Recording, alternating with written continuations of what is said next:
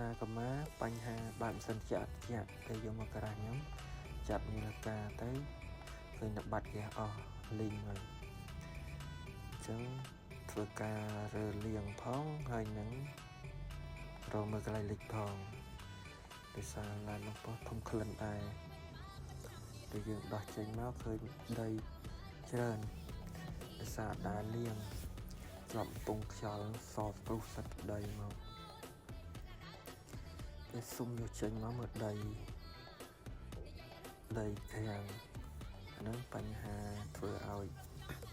ដីអញ្ចឹងឆាប់ពុកកញ្ឆេងបើយើងអត់លាងយើងនៅតែជីកអញ្ចឹងតែឆាប់ពុកកញ្ឆេងអានេះពេលខ្ញុំលាងសាប៊ូរួចរាល់ហើយ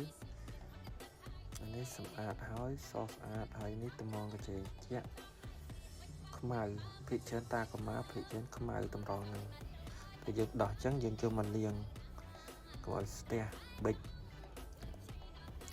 នេះរួចរាល់ហើយត្រជាក់អែម